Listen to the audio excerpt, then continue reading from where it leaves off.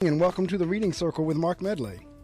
Hey, good morning, Mark. This is David Banks, Eagle Academy. Hey, David, Marc, because this morning is a Reading Circle doubleheader, so my 6 o'clock guest just finished up, and when I didn't see the phone lighting up, I was just about to say a lot of times, sometimes things come up in between the time we confirmed, and as soon as I was saying that, you chimed in. Welcome to the Reading Circle, and I am so glad to have you. Matter of fact, you actually called in a real good time because I just finished with the weather and the top of the hour stuff and everything that I need to do whenever we change over into the hour. So you actually called in at a real good time. So I'm going to go ahead and get you introduced, ladies and gentlemen, who has just joined us for the second round of the Reading Circle is none other than David C.Banks. He is president and CEO of the Eagle Academy Foundation. David C.Banks, as I said, is the president and CEO of the Eagle Academy Foundation. He was the founding principal of the Eagle Academy for Young Men, the first school in a network of innovative all-boys public schools in New York City. As president, he is responsible for the successful leadership and management of the organization, which is charged with the replication of the successful Eagle model. Since opening in 2004, the Eagle Academy family has grown to encompass a total as part of New York City's 21st Century High School Reform Initiative, an accomplishment achieved through a unique partnership with 100 Black Men Incorporated. After 5 years of sharing space with the Bronx School for Law, Government and Justice, it has moved into its own state-of-the-art facility.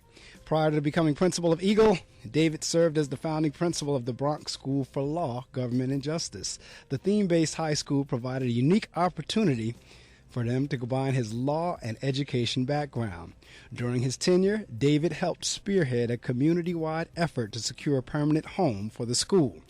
As a result, Bronx Law is now housed in a $75 million state-of-the-art facility representing an unprecedented partnership between the criminal justice community and an inner-city high school. David is a graduate of Rutgers University in New Brunswick, New Jersey, and received his Juris Doctorate from St. John's University. He earned his Educational Administration and Supervision certification in only one semester by attending 3 colleges: Brooklyn College, City College, and Baruch College. David and his wife Marion reside in New Jersey. They have 4 children: Jamal, Aliyah, Ali, and Malcolm Rashad, and 1 grandchild, Haley. Welcome again to the microphones of the Reading Circle. And David, I tell you, a lot of times when I read bios, people will blush and they will be sharing it. Oh, you shouldn't have read the whole thing. But I like to read the whole thing regardless of its length, and I'll tell you why. I want folks to know it can be done. And I want folks to know that, you know what, I'm listening to all this. And I also want folks to know, excuses are just what they are, excuses.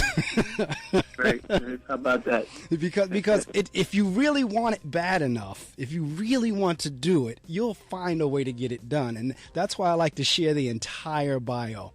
And right. I read that, and God bless you, and I applaud you. And this is a topic near and dear to my heart. Matter of fact, this whole morning has been an interesting and inspirational morning because my guest in the 6 o'clock hour was a 20-year-old author who actually started writing when she was 6. She started reading fluently, with a lot of parental support and teacher support.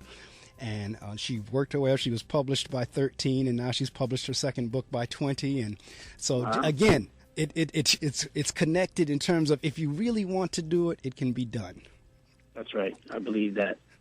I do. So I tell you what, I will, because I have learned of the Eagle Academy. I have known of the Eagle probably since you all started in '04 and had kind of followed the trail and track. And then whenever Reverend Clayton told me that you were going to be a guest one Sunday morning, that you had written a book, he had already read my mind because he'd already said, he said, Mark, when we get him, we'll talk about him coming on the show and everything. I said, oh, for sure.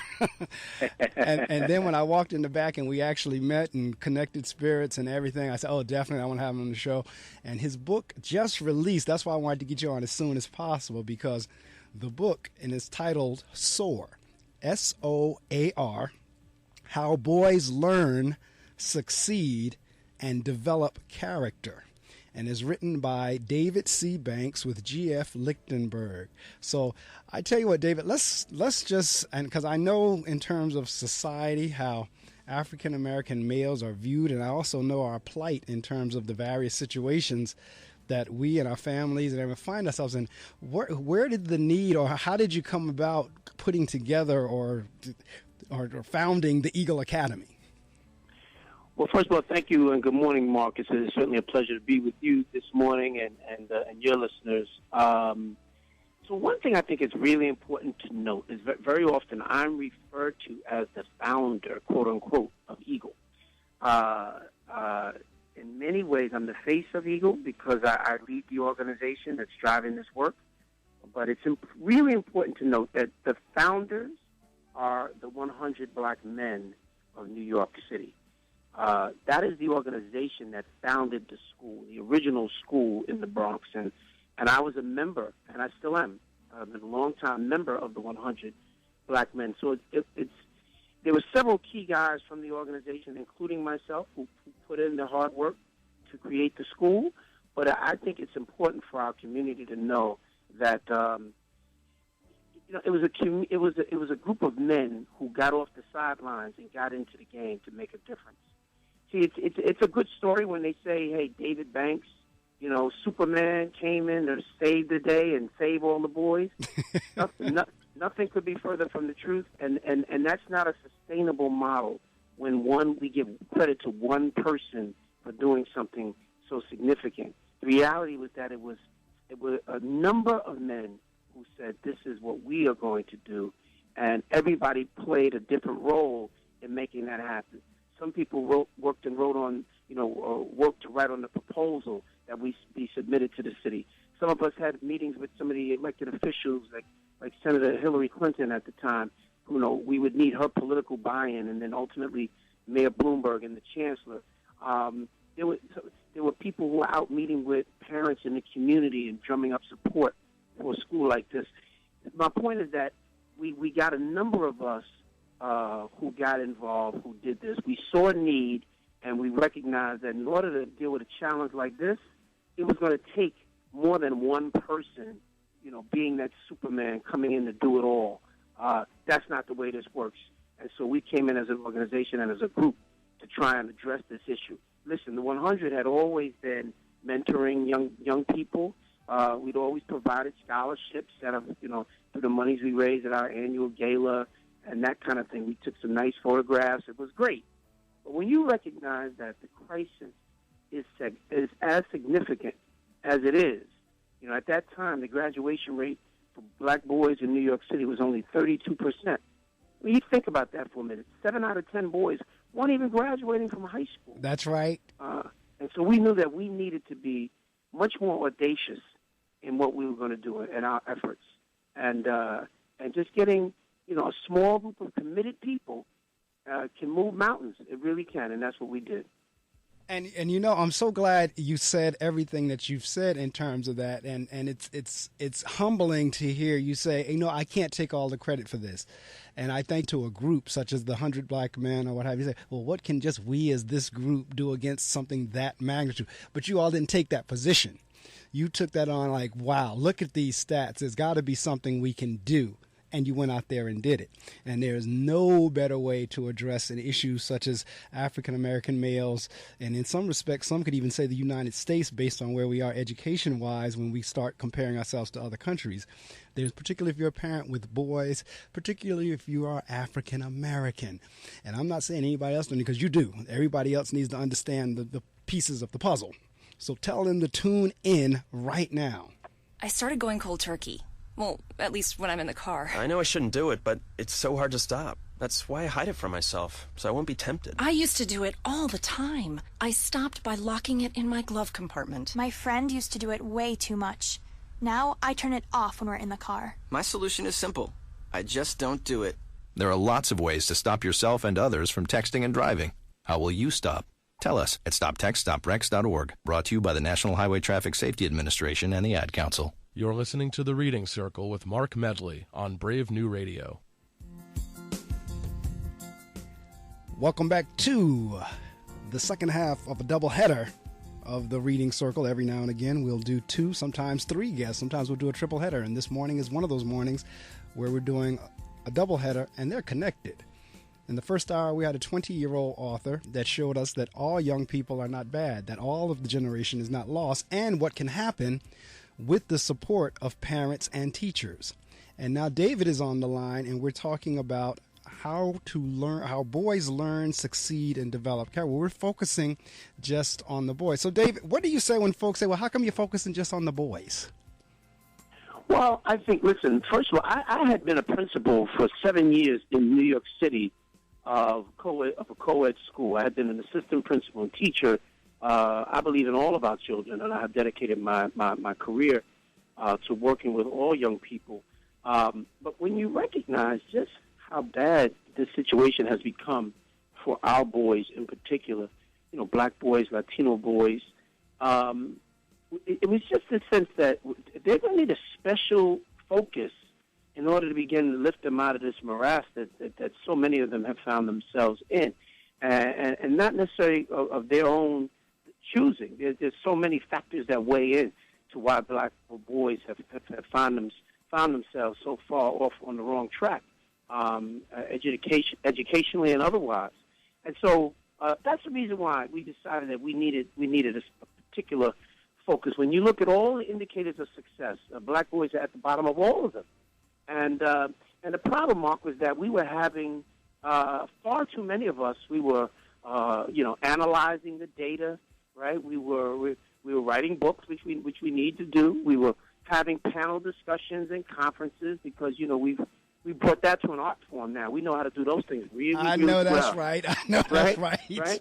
But the reality was that if you look on the ground and said, well, who's actually doing something to try and change this, the most you would really see is maybe somebody running a nice after-school program for a dozen boys. Right. And patting themselves on the back about the great job that they were doing. And that's great, and you need all of that. But you can't save these kids by the tens and lose them by the hundreds and thousands. You're never going to catch up that way. That's not a winning strategy. And so with that, we decided that we would create this school, the Eagle Academy for Young Men is the first all-boys public school in New York City. And it's important to note for your listeners, it's not a charter school. It's a public school. It's a traditional public school that we, as our organization, worked in partnership with the city of New York in creating this public school. And so there's no creaming. There's no special admissions to get in. Anybody's welcome to apply. In fact, in New York City, the average number of students who have a special education background in New York City schools is just about 10%. In charter schools, it's only about 2%. At the Eagle Academy, it's almost 25%. We've got the boys model as an option. As an option. No one should be mandated to go to a single-gender school, but why shouldn't it at least be an option for the families who decide that we think this is a good fit for our son? And so we really fought for it as an option for people to select whether you want your child to go to a small school, whether you want them to go to a school that has a particular theme, an art or music or technology. All of these should be options that parents can choose from. And we wanted single gender to be an option in that whole kind of, a panel of options that people get, in fact, an opportunity to choose from. And that's the reason why we did it. What we have found is an overwhelming response from our community. Overwhelming. I mean, literally, you take our school in the Bronx that takes in 80 to 100 boys in any 1 year, and they get 3,000 to 4,000 applications for those 80 to 100 spots every year. It's absolutely amazing the response in the community who said, "This is where we want our son to be." We've gone from the Bronx to Ocean Hill, Brownsville, and Brooklyn to South Jamaica, Queens. Cory Booker, when he was the mayor in Newark, New Jersey, asked us to go to Newark. We opened up our 4th school in Newark, New Jersey. Then we came back into the city and we opened up in Harlem.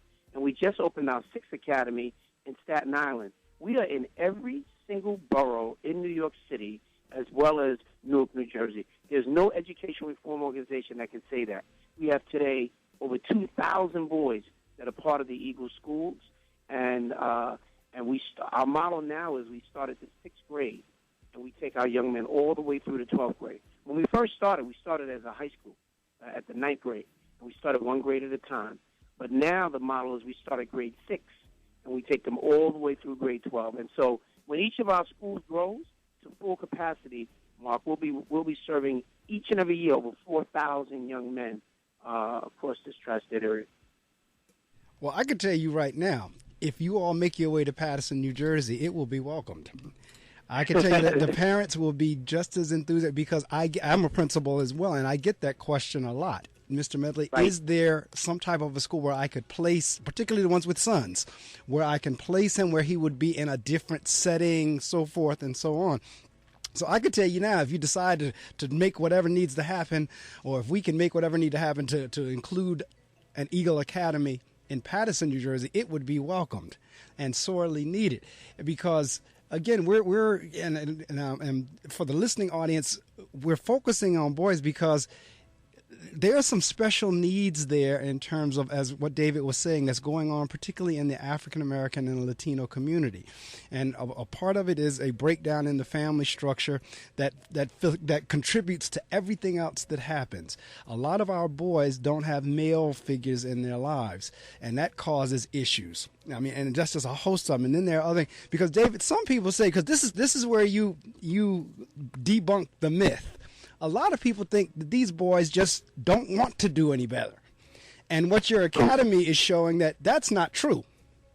That they do want better if you put them in the right environment and if you engage them and challenge them in a way that works for them. That's right. That's right. Listen, first of all, they're coming out of schools where very often you have a lot of teachers that don't believe in them. Correct. It starts from that notion. You've got to at least have a level of high expectation and a deep belief that these young people, all young people, have these deep and abiding gifts and brilliance and potential within them. And it's our job as adults to figure out how to unlock that potential. Whether you are their teachers, whether you're their parents, whether we are members of the community, it's the village, truly the village that has to raise the child. I tell the story of my brother Philip, who when we grew up, my brother Philip was just 1 year younger than me, and he struggled mightily. And the teachers really did not believe that Phil had the ability, that Phil had the desire. They wanted to recommend him for special ed. They wanted to put him on medication, that kind of thing, because he was a black boy with a lot of energy. That was all. And is the police commissioner. But he is a guy who, if you spoke to his teachers in the 2nd and 3rd and 4th and 5th grades, they would have never predicted that, because they thought he was just this little hyper boy who needed to calm down, and didn't have a high expectation that he was ever going to achieve, the level of success that he has achieved. And so that's my point. And I talk about that story in the book Soar, is because God has the newly released book Soar. That's SOAR, as in like an eagle, soar, with the secondary line in the title being How Boys Learn, Succeed, and Develop Character. I'm going to share some more information with you. And while I'm doing that, if you haven't done it the last go round, get on your social media sites and use it for something positive. Use it for something worthwhile. And this interview this morning is worthwhile because you will learn something. And those of you who are educators, you'll get maybe a different insight. Those of you who are parents, you'll get a different insight. Those of you who are students, you will get and if you don't fall in any one of those categories, you will still get an insight as to what educators deal with, particularly, as David says, if you start talking males and then you combine that with a quote unquote the special education population, if you will. What a lot of people don't realize, David, because for a very brief tenure, I had the Gifted and Talented Academy. I was the principal of that particular school, and a lot of people don't realize that Gifted and Talented, falls under the spectrum. As a matter of fact, in Paterson, that falls under the special education department. And where I'm going with this is, what people always associate special education with retardation or being slow, and that's not necessarily the case. Special education covers both ends of the gambit. And in many cases, they merge. So you may get, like you described your brother, you may get a child that may be hyperactive or super sensitive or what have you, but they're extremely bright. And a lot of times their hyperactivity is because they've gotten bored. And if you don't understand that, you're going to contribute to the hyperactivity. That's right. So That's right. folks need to understand what they're dealing with. And so that's what David does here in SOAR. I'm going to share this information with you, but let folks know that we are on the air on gobrave.org and locally on WP 88.7 FM. I always tell folks the computer is the best way to go because you never know what the transmitter is going to be doing up here locally. But the computer, it comes through loud and clear. Wherever you are in the world, you should be able to pick up the show. So I'm going to share this, let somebody know we're on the air, and then we're going to continue along. Take a look under your bed. Find stuff under there?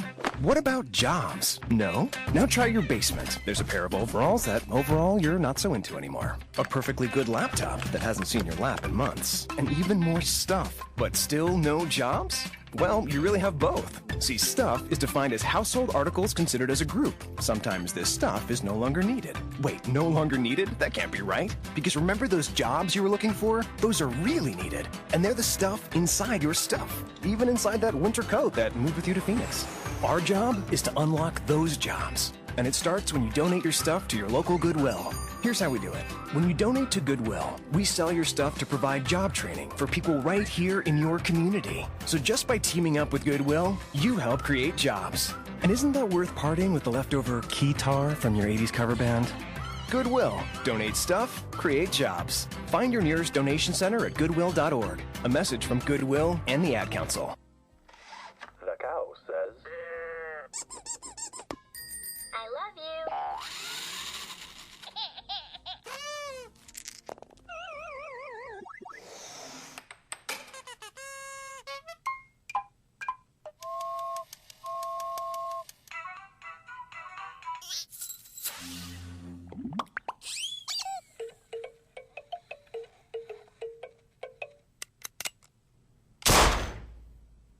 To a child, it's just something else to play with. Lock it up, because 1.7 million children in the U.S. are living with unlocked and loaded guns. Get involved at ceasefireusa.org. You're listening to The Reading Circle with Marc Medley on Brave New Radio. Yes, indeed you are, and I'm as excited as I don't know what, because I have David C.Banks on the line with me. I've known of Mr. Banks for a long time now. Matter of fact, David, I have one of your older cards from, I think, whenever you are first. I think, if I'm not mistaken, I could be wrong, but I think it's like gray and burgundy. Right. I think one of the older cards going back years ago, and then I have your latest card. So I've known of you for a long time now. And to have the opportunity to meet you a couple of weeks ago and then to speak with you again here on the air, I am tickled pink or thrilled or whatever adjective you want to use. It is there. And I'm glad because it is a subject that is near, and that is the educator. Because I'm an educator as well. I'm the principal of an academy of a school as well. And actually, I've served in multiple schools over the brief time that I've been back in education. And in each school, I've used the same mission and vision. And funny enough, even when I get transferred, the incoming principal keeps it. So the vision and mission that I've written for is in 3 different schools now, just under different names. And that mission is currently at Napier Academy. Our mission at the Napier Academy is to develop our students' character and intellect in order for them to function successfully in life. Now, there are 2 other schools that have that exact same mission, just they put their name in it, and I wrote that while I was with them. And the vision is the Napier Academy is dedicated to drawing out in an excellent manner that which is within every student, with character and intellect being our cornerstones. And I said, so there are 3 schools in Patterson that has that same mission and vision, just changed the name in the beginning in terms of the school. And where I'm going with this is I noticed that in the subtitle, it was How Boys Learn, Succeed, and Develop Character. In many instances, when people think of schools, of course we think in terms of academia, we think in terms of academics, we think of intellect. But not everyone connects the character piece, and I see you did that. Absolutely. Talk to me a little bit about the character piece. First of all, one of the things we talk to our kids every day about making proper choices, about developing a character. Character is essentially the way that you conduct yourself when you think no one else is watching. We tell the kids, listen, our young men, who we refer to as our scholars, that it's great for you to be an academic achiever. We want you to push for that each and every day. But at the end of the day, if you're not a good person, who needs you? The world is filled with a lot of people who have achieved great things academically, but who are mean-spirited people who only look out for themselves. That's right. Out for the betterment of their community or for the world. And so if it's ultimately just about you kind of getting yours, and you don't understand that there are people who fought, bled, and died and sacrificed for you to have the opportunities that you do, and that you owe a debt of gratitude in terms of giving back to the community, and that you just on a daily basis doing the right thing is so critically important. That is what you're supposed to be about, being a person who will be my brother's keeper.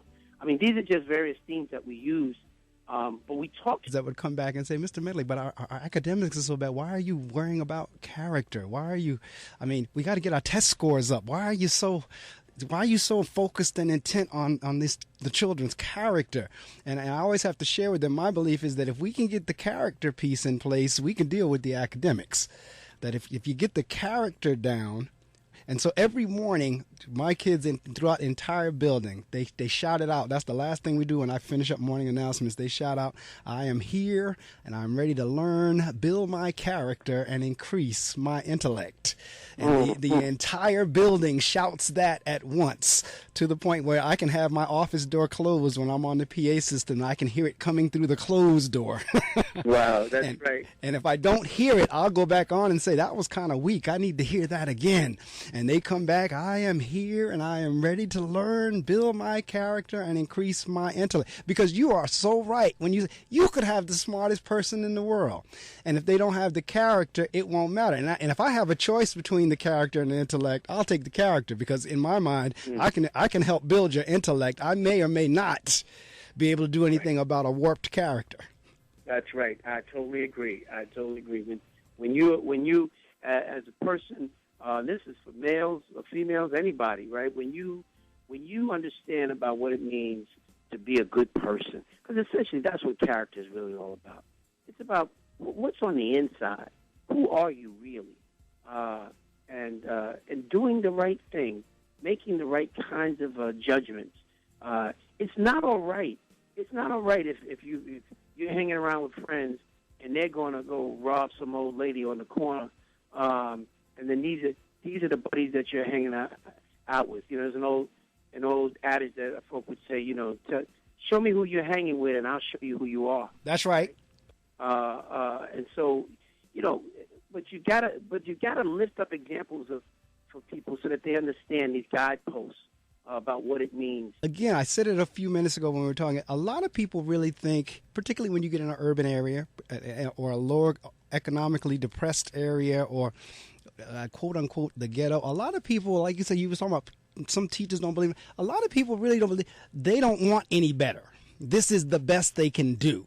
They can't do any more, so I'm going to give them the least, or either I'm going to pity them, or when the truth of the matter is, I don't find that to be true. I find that when you push the right buttons, which is usually recognition is one of those buttons. And I heard you say how they're recognized in that assembly. Talk a little bit about how recognition changes some of the behavior or some of the beliefs. Oh, absolutely. Listen, we lift up our young people all the time. And, and it starts from our summer bridge program. Before our young men even start with us during the school year, we have them for 3 to 4 weeks in the summer. And there are a whole host of activities that we take them through in preparation for the beginning of the school year. Some of it is academic. Much of it is about socialization, developing a real spirit of brotherhood with their peers and their classmates that they're coming into school with. They're supervised by the older boys within the school who are looking out for them and help to show them the way to be successful at Eagle. And even during that summer bridge program, every day we anoint somebody as what we call the king of the day. And and that's based upon a set of things that the young people are expected to do, and those who stand out, excuse me, are anointed king of the day. And I can't even begin to tell you what that means, not only to the young men who get selected as king of the day, but for those who just are a sixth grader dare not wear a seventh grade tie. A seventh grader can't wear a ninth grade tie. Ninth grader certainly can't wear the gold tie, which is the senior tie. So everybody's working their way up as they build their level of accomplishment throughout the school. So public recognition is really important. Listen, it's part of the reason why gangs are so there's such an allure to young men. You know, this notion of color, recognition, protocol, who's in charge, you know, who has greater degree of responsibility within the gang. We've essentially said we've taken some of those things that we know that young people are drawn to, and we've put it in a positive context. But because we recognize why those things are actually very, very important. It is so true. And the reason I went down the recognition road is because there's an initiative you may be familiar with. It's called Positive Behavioral Support in Schools. We call it PBSIS. And PBSIS, I know in the state, I think the different states have adopted whatever their versions are, but I know New Jersey, as a matter of fact, some of the folks that initiated is out of Rutgers. I don't know if you know Bill Davis or not, but he's out of Rutgers. He's one of the folks that's in there, as well as some other folks that are in. And the first year that you're involved with it is a planning year. And the second year is an implementation year. In other words, you go through a whole year of how to plan this whole recognition, positive recognition system out. And then the second year you implement. Well, my school is in the second year now, the implementation year. And David, we have our expectations posted at every station. We have expectations posted in the hallways and the water fountains and the bathrooms, the cafeteria, the playground, arrival, dismissal, the auditorium, the nurse office. Everywhere they go, there's a list of expectations. And we took each child, all 600 of them, to every station the first few days of schools. And we had different teachers explain what we expected out of them in each place they go. So we have that going on. And then they have the opportunity, because our mascot is the Bulldogs. I call them our Bulldogs of Brilliance. And they can earn what they call Bulldog bucks. If they get caught doing something right, the teacher will give them this little slip saying that. And they put those into a bucket. And at the end of the week, we draw a little prize for them. And then those same tickets now are dumped into a big bucket. And at the end of the month, by grade level, we draw an even bigger prize for them in a monthly drawing in front of the entire school. We did that on Friday or Thursday, whatever, October 1st, whatever day October 1st was, we did it for the month of September. You had to see the response of these kids, because we did it was like a raffle, like a drawing where we went in there and we had to pull out the ticket. And on my eighth grader, I mean, this is one of my, like, if there's anyone that's going to be egregious, if there's anyone that's going to be the one that's going to break the rules, is this particular child. And as it turns out, his name was pulled for the eighth grade. You had to see the response on this kid. Absolutely. And the, the toughest, hardest, meanest kid is just a little child screaming out for attention and love and support. And that's really all it is. They're very oftentimes they're angry. Correct. Also different reasons. They're angry very often because of what's not happening at home.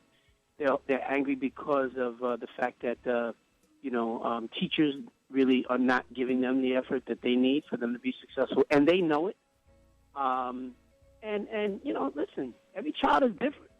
Some take longer for the light to go on, right? And so, some get it right away, and some don't, and that can be frustrating to a lot of people when the light doesn't go on. And it seems like you're working hard to try and help a child, but the reality is, just like you said, brother, there are so many children out here, and they absolutely want it.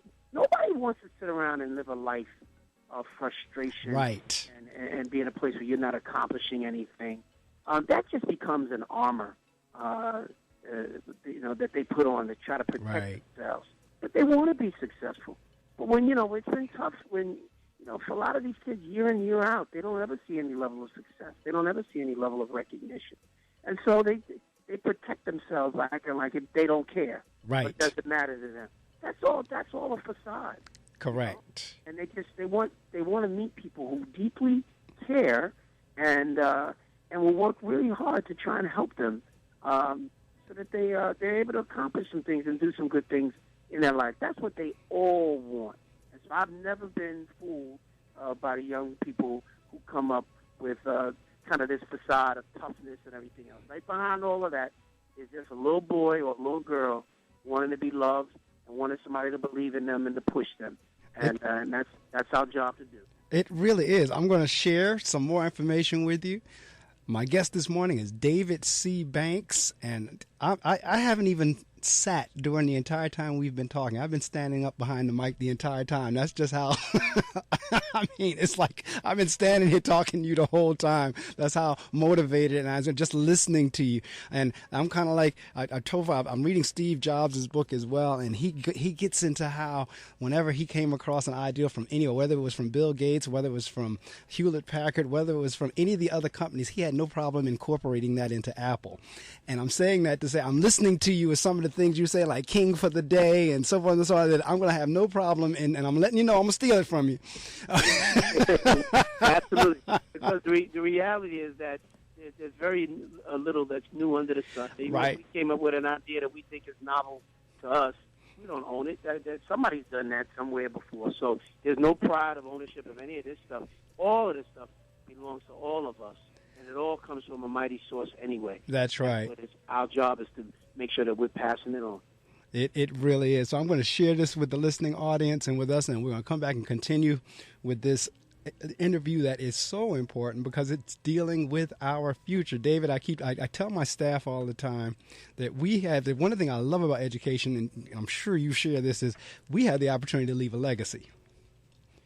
That even when we're dead and gone, somebody's going to say, I had this teacher, I had this principal, I had this somebody at school that if it wouldn't have been for them, I wouldn't be this today. So we had that opportunity, and that to me is just fascinating and intriguing and motivating and inspiring and everything else. So I'm going to share this information with folks, and then we're going to come on and continue with this lively discussion. They thought they could stop me. They thought they could hold me down. But boy, did they think wrong. Cause I'm here. And now that I'm here, I'ma keep giving y'all the illest mix you've ever heard. From executive producer Diamonds comes the illest show on radio. Starring Maltese Award winner Diamonds. Every Saturday from 3 p.m. to 6 p.m. on Brave New Radio. Club Melting Pot. Only on WP 88.7 FM.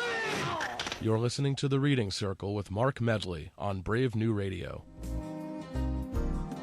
You are indeed listening to an extended version of the Reading Circle, and I am so glad we extended this morning because I cannot think of a more important topic, because as right before I shared this. She was my fourth grade teacher, and I wrote a composition one day, and she said something to the effect of, David, you're such a good writer. You know, I fully expect one day to pick up a book and have it say, author David C.Banks. And I said, and my dedication, I said, well, Ms. Mertz, here it is. There you go. And I remember her in the fourth grade and what that meant to me for her to say that. And I've always had that in my head. Then I had another woman, Mrs. Scott, who was the first woman I ever had, and really the only woman a person I ever had in school who taught me Black history. And it was such a deep level of inspiration for me to hear about people like Sojourner Truth and Malcolm X. And, you know, I'd heard about all these folks and talked to my dad and my mom, you know, but there was something about having Mrs. Scott in school, very focused, very strategic about teaching us about the civil rights movement and our history. That so moved me, and I live with that today. The movie Roots, where Kunta Kinte was being whipped because the slave overseer wanted him to say his new name was Toby. Remember that? I do. I remember it well. so many young people today have not even seen Roots. I know, because that was back in 1976. So you're right. They don't even, when you say Roots, they have no idea what you're talking about. What are you even talking about, right? So it's our job as educators to bring that stuff to life. And I can tell you just how much that moved my kids as I showed them. Because somebody's got to teach them. They don't just innately know. You've got to teach them the history, teach them the sacrifices that people made for them to be where they are, and that they have an obligation on a daily basis to give their best effort and do the absolute best that they possibly can. There's no question. That's why, I mean, we are so on the same page that it really is not funny. I don't allow the use of the term nigger in any building I've ever run, and certainly they know when they go in my presence, they're going to get a loud yell out of me. And my question is like, what? Who? What? And I told them, I don't care how you spell it, Nigga, Nigger, Niggah, and I don't care how you spell it, you need to understand your history. And if you understood the history of that word, you wouldn't say it anymore. And I've had kids come up to me and say, Mr. Medley, I didn't know. And they truly, and they were sincere. They weren't making that up. They didn't know. But once we had the discussion and once we went through the meaning and how when that term was used, you weren't considered a human being and so forth and so on, they began. So I even heard a little girl on the playground yesterday, and I happened to be walking by and she said that. And I hollered out, so I turned around, you will not. But that's a part of that character development, part of that character, part of the education. And it really is. Right. That's right. That's right, brother. Absolutely, man. Talk to me a little bit about discipline. When I say discipline, I don't mean from the stand. Well, that's a part of it, but I'm talking like I heard you say uniforms and the tie, because one of the places that I'm taking Napier Academy is we're actually moving to everything is in uniform. Now, this year, over 90% of my kids have been coming to school every day in their uniform. My lower grade kids, 1 to 5, are in light blue and black, and my middle school, 6 to 8, are in gray and black. And what I'm now adding into it is a phys ed uniform, and the previous principal had them in hoodies, and I just don't like hoodies in a school. So I said, we're going to do a Napier Academy sweater. I mean, we're really going to kind of be looking like a little prep school. And I'm trying to help them understand that, we're trying to instill pride, that to the point when you step out and folks say, where do you go to school? And when you say Napier Academy, it's not going to be with your head down. It's not going to be where folks look at you and say, I'm sorry. You're going to be like with, as they say, a swag. Like I go to Napier Academy, and you're going to have your little sweater that has the Napier Academy emblem on there. You're going to have your gym suit that has it on the T-shirt and on the sweatpants, and then on your regular everyday uniform. I mean, that's what, but that's all a part of disciplining. Talk to me a little bit about how when you begin to put things like that in place, how mindsets change. Well, first of all, it's not a drive-by with this stuff. This has got to be part of the daily kind of seed planting. That's right. And watering that happens in schools, right? So our whole notion at Eagle is about discipline to teach, not to punish. Correct. Young people understand sometimes that there have to be consequences for things that we don't, they don't do the right way.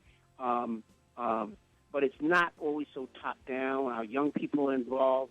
We build a level of accountability within the school for young people to each other. So first of all the young men go to Eagle Academy, but within the academy itself, every young man is a part of a house.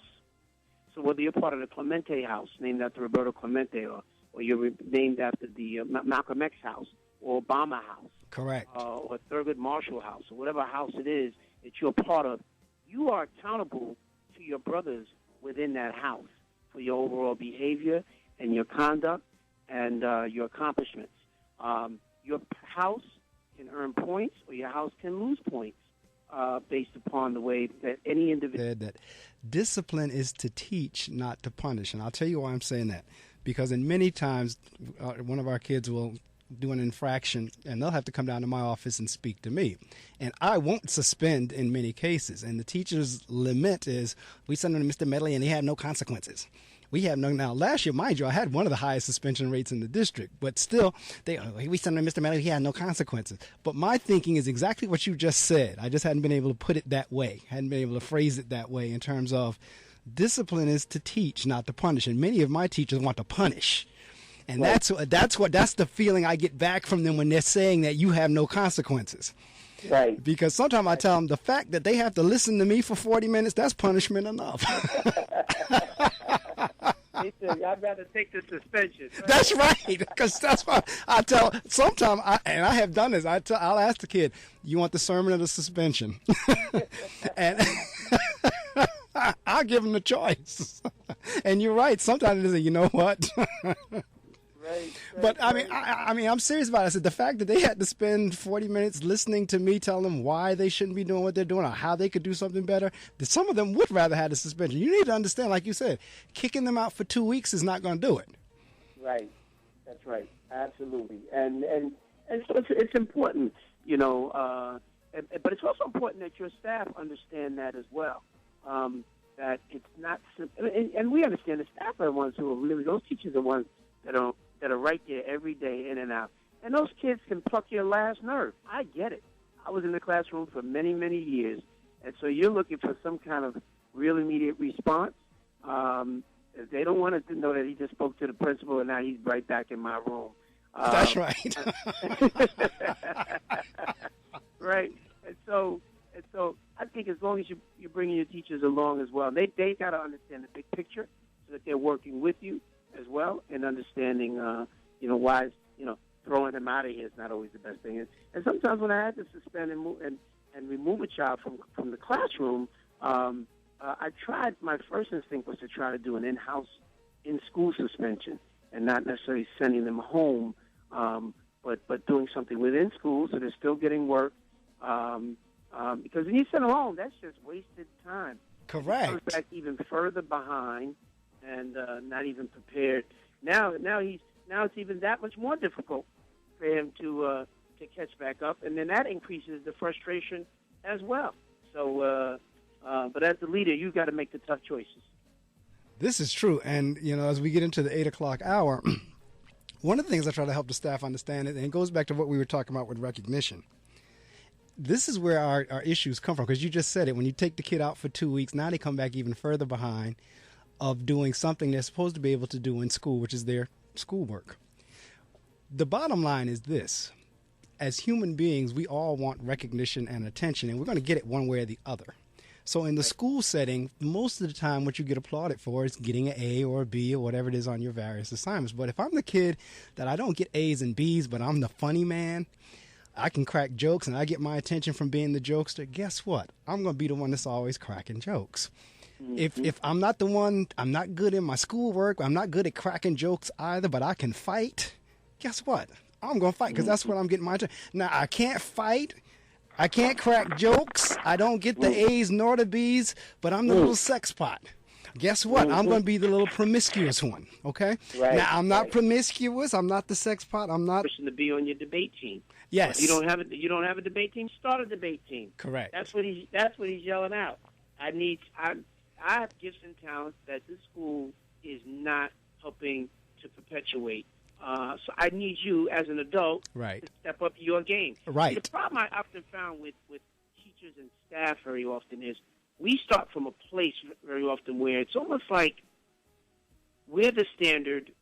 We've got it all figured out, and now kids have got to kind of get to this level of where we are. They've got to comply with the standards that we've set up.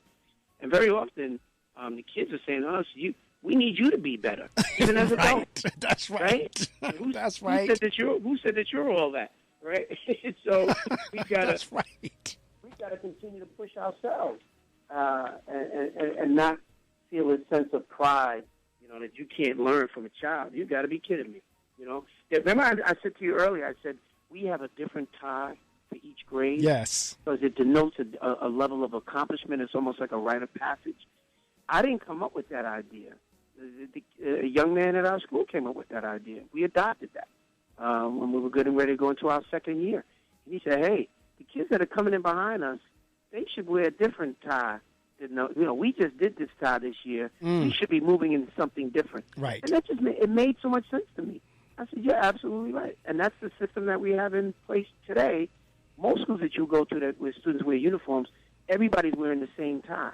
Right. But this one at Eagle, they're all Eagle-themed ties, but they all have a slightly different color scheme. So I can, at a glance, I can tell who's in what grade based upon the tie that they're wearing. And that came from a young man within the school. So he felt he felt really empowered. He said, "This is a system that I put in place that's going to be around forever." I know that's an right. idea that he came up with, right? And so that's what it's all about.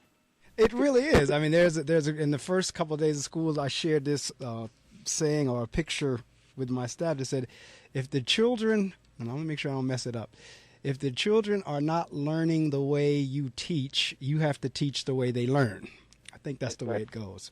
If I'm not mistaken, I haven't taken the quote too far out of context, but basically it was saying exactly what you just said. You're going to have to figure out how they learn and then step up your game to get there.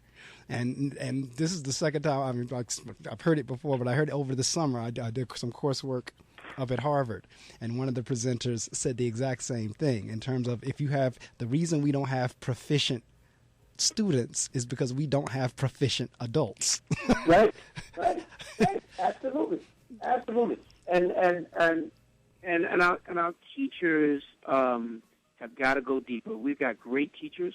I'm not just talking about within Eagle. I'm just saying across our country. Right. People really love and are committed to our kids. But I think it's very important for teachers to understand as well that they've got to continue to get better. You know, what if you told the teacher, guess what? Getting your paycheck is dependent upon each one of your kids reaching this standard that has been established, whether it's in exams or whatever it is. But every single kid that you have in your school, in your class, has got to cross that finish line, whatever those goals that we are up for you to get paid. Right. You think folk would put in that extra time and make sure that it happens? In New Jersey, it's getting close to that. Right. It's getting close in New Jersey to just that. That's right. That teacher that would say, I'm gonna send you to Mr. Medley's office for a minute for him to give you the lecture. I'm going to let him know not to do the suspension. Just give you the lecture because you need the lecture right now. But then send you back because I need you back in here so that I can continue to go to work on you because my pay is dependent upon you. I know that's right. Well, I'm not looking for you to be home for the next 2 weeks. No, that's not going to work. So it's all about perspective and what we bring to the table. It really is. And in New Jersey, with Governor Christie, we're just about there. Our new evaluation system pretty much does that. Yeah, absolutely. And and it's not okay to just simply blame parents, right? A lot of our parents, unfortunately, went through a failed school system themselves. Correct. And don't necessarily have all that they need. But I will tell you this, that in my experience in all these years, it's been almost 30 years in the public schools, has been that our parents absolutely want the best for their kids. They don't always know how to go about it, but they absolutely want the best. And there are a handful of parents, who are just really, they're just a mess. They're just way out there. They don't know what they're supposed to do at all. But that's a handful, Mark. They're a handful who are on the fringe. So very often when we talk about parents, we talk about that handful that are on the fringe as though they represent, quote unquote, the parents that we have to deal with. Correct. That's not how most parents act. Correct. Most parents want the best. They may not have the level of education, but they love their children, and they want the best for them, and they will be supportive.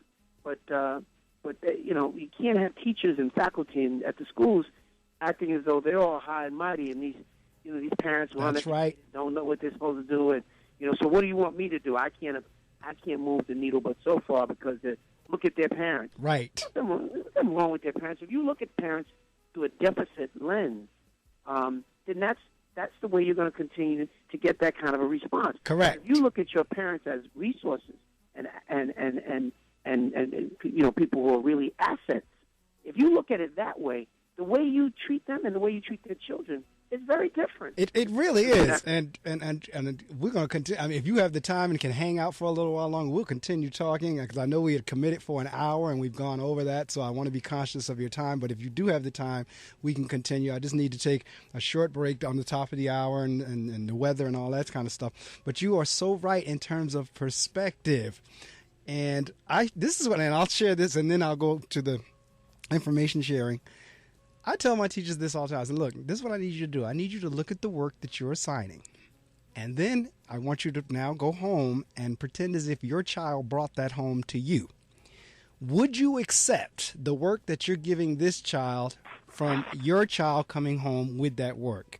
And in many instances, my guess, David, would be, no, they wouldn't. They'd be in that school toot sweet, complaining that you're not challenging my child enough. It's not rigorous enough. Why are they getting these little worksheets? Why are they? That would be my guess. Now, I could be wrong, but just knowing my folks, I don't think so. I know them. They would be in those school systems letting them know. First off, I'm an educator, and I know you could do better than this. Performances by Alus at 2 p.m.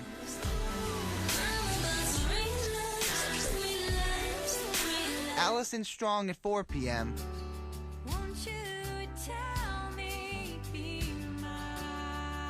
And our live radio dramas at 8 p.m. Don't forget to tune in and support College Radio Day. WPSC-FM 88.7, Wayne, New Jersey. Part of the William Pat dropping to a low of 50. That is the weather brought to you right here from the WP 88.7 FM Weather Center. I hope you have been with us the entire ride. I am speaking with the author of the book SOAR, S-O-A-R, How Boys Learn, Succeed, and Develop Character. Now, SOAR goes along with the school name because the school is Eagle Academy. Now, interestingly enough, the school that I just left, David, that was our mascot as well. And just like I did when I got to this school, Bulldogs of Brilliance, at my former school, they were Eagles of Excellence. So that's what they were. They were known as Eagles of Excellence there. Now I have Bulldogs of Brilliance. And, again, this back to that subconscious, that subliminal, what they're constantly being fed, what they're constantly being told. Eventually, hopefully, it'll take root and they'll really begin to believe. But for those in the listening audience, the book is critical. SOAR, because that is what we're trying to get our children to do, and that is to soar. And in David's particular case, they have an all-boys academy where they focus on the boys. And that's critical because of where we're headed and where we are. Now, it's interesting because I'm trying to think, what's his name? Jenks Morton. I don't know if you know Jenks or not. But, yes, I do.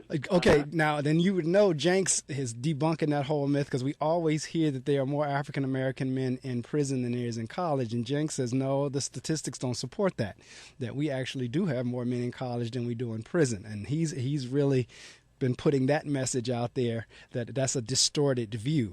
But at the end of the day, whether that's the case or not the case, as being 13% of the population, we have a high percentage of African American and Latino males who are in prison. So whether the stat is right or not, the fact that we have that many in there still is significant. And the fact that you all are addressing that, again, and not just a matter of academic or educational discussion, if you will, learned discussion where you just sit around and talk about it. You and the 100 Black Men actually went out and did something about it, and it has now sprouted to other places. I'm truly hoping it does make its way to Paterson, New Jersey. I really do, because it is sorely needed. Well, here's the story, though, Mark. It's needed all over the place. I mean, they need it in Paterson. It is. They need it in Camden, right? I mean, I spoke to the Secretary of Education in Ohio, and he said, hey, we need it in Columbus and Youngstown. And you start realizing just you almost can't brick and mortar your way out of this. So what we've actually decided to do is to launch something that we call the Eagle Institute. And the Institute itself, is going to teach schools and school districts how to do this work. All right. So whether you want to create an all-boys model like Eagle, or if you just want to figure out for your existing schools that are co-ed schools, how do we reach the boys?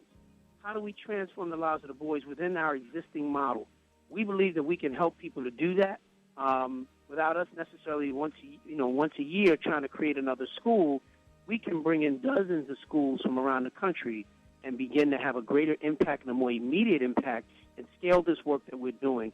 In other words, it's the mantra of instead of giving a man a fish, we'll teach him how to fish. Absolutely. And let the community empower itself to do its own politics that they have to do, much like we had to do in New York. Absolutely. But we can walk you through that and show you that, and these are the pieces that you have to have in place. And then we can, for those that are really serious, they can come and spend time at our schools and we should help with the selection of a principal for the school and let that principal come and, spend a half a year to a year really at one of our schools. Right. Fully prepared to go and open up their own school. It doesn't have to be an Eagle Academy. It can be whatever they want to call it in that community. Right. But it can be very similar in scope to what it is that we're doing. And we think in that way we can be very, very helpful to lots of schools and lots of cities across the country.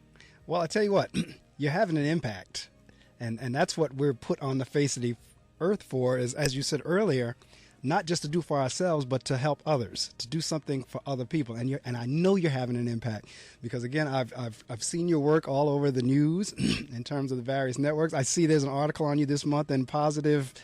I'm trying to think of the magazine. Positive Community? Yes, Positive Community. I see there was an article on you in there. The book is just released, and I know you need to run, so what I'm going to do is give you these few minutes. You can promote all you would like. The only thing, the exception is just the dollar amount, but as far as where the book is, any websites you have, how folks can reach you, you have the opportunity to do that. Again, the title of the book is Soar, S-O-A-R, like soar like an eagle, go higher heights, how boys succeed and develop a character. David C.Banks with G.F. Lichtenberg. So at this point, you can promote anything you'd like to promote. I think that first of all, they can find us at EagleAcademyFoundation.org. EagleAcademyFoundation.org. That is our website. If you want more information, really around the book, specifically how eagles soar, is the way to go. How eagles soar is where we'd like for you to go, and you can get all the information you need about the book and the work that we are in fact doing. And we stand ready to help and do the best that we can as well. I'll be this weekend, this Sunday, out at the Jacob Javits Center as part of the Circle of Sisters event that's happening, and we'll be out there in the afternoon from 12 until about 4 o'clock. So looking forward to that. Those that can make it out there for that would be great. But just continue to lift us up in prayer as we continue to try to transform the lives of our young men. I know that's right, and I thank you for joining me this morning. I know we put them whenever we met a couple of Sundays ago, everything else that gets done. And one of the other things I share with my teachers all the time is it's always the last slide in my presentation with them is there is no teacher. No, it says teachers make every other profession possible. Like I don't care, right? I don't care what astrophysicist, president, pilot, teacher, preacher, lawyer. I don't care what you are. You had a teacher. That's right. Somewhere along that journey, somebody taught you to do what you do, and so it says teachers make all other professions possible. Yes. And so it is that important. And again, I applaud you. You are certainly in my prayers because I know of the road that you're traveling. Because I am traveling that same road. And again, I'm certainly going to be reading this. I already shared it with my guidance counselor. As soon as I got it that Monday, I took it into my guidance counselor and my child study team. And most likely we'll be ordering some copies for them to have on their own. But it is sorely needed, and I applaud your efforts, and you're certainly going to be in my prayers. Thank you so much. We really appreciate it, and I really enjoyed the time with you this morning, and we'll continue to stay connected. All right. Well, you have a wonderfully blessed day and weekend, and again, we'll be in touch. Very good. Thanks again, Mark. Thanks, you too. All right. All right. Well, that was an extended version of the Reading Circle. Well worthwhile. I don't mind preempting the music every now and again, particularly when we have topics that are so relevant, that are so cogent, that are so meaningful. And education it doesn't get any higher than that. Maybe the only thing that gets higher than that, and to me they're right neck and neck because they're connected, would be the whole entities work. And the child knows that those three entities are working together. But if you take one of them out of whack, that's when one of the other two has to compensate for which one is out of whack. And then if you get two of them out of whack, you got a time on your hands because now it falls on the other one to try to compensate for the other two. And if you're not quite following me, let's say, for example, the home life and the church life is not in place, then guess who pretty much has to take on that burden of trying to get that kid together? It's the school. So, or do you want to do it the other way? Let's say the school and the home is not together. Guess who's going to take on the burden of trying to get that if they go? The church. Okay, and vice versa. You know, whichever way you try to combine it and wheel it, if one of them is out of whack, it's like a tire that's out of balance. You start hearing that when it's out of balance. That's what you start getting with the child. But if you have those three working together, most likely, even if you can get 2 out of the 3, because like I said, those 2 are going to have to, because that's what's happening in schools. Teachers and principals and educators are wearing more hats than ever, because the other 2 somewhere in there are lacking. But if you can get all 3 of them rocking and rolling, you heard Nicole earlier say this morning how her mother read her poems to her, how her mother had her reading fluently by 4 and then writing by 6. See, that was the home. That was working. And the teacher said, I see something in you. See, that was the school. That was working. That was 2 out of the 3. Now, I don't know Nicole's church background or spiritual background, but 2 of the 3 I heard in our interview with her. And then in my interview with David, you heard 3 of them clicking, or 2 of them clicking. So if you can get those things lined up, you'll most likely get, because as I told you, it's not that the kids don't want it. They do. They want the discipline. They do. They want the character training. They do. They want the academics. They do. Now, they're not going to tell you that because it's not considered cool. That's not considered cool. It's not considered cool for a child to say, I want to be smart. It's not considered cool for a child to say, I want to do the right thing. That's not considered cool to them. But deep down inside, they want it. They do. And I've seen it more times than not. So the work that we're doing is that important. And again, the book title is SOAR, S-O-A-R, How Boys Learn, Succeed, and Develop Character. Founding principal of Eagle Academy, David C.Banks, is the author with G.F. Lichtenberg. I truly encourage you to get your copy of SOAR, particularly if you're an educator, particularly if you're a parent, particularly if you're a parent of an African-American male, and beyond that, if you are the parent of a male, period, and if you are a parent of a child, if you have students in school. In other words, get a copy of the book, SOAR, How Boys Learn, Succeed, and Develop Character. Well, we're down to the last half hour that I'm on the air.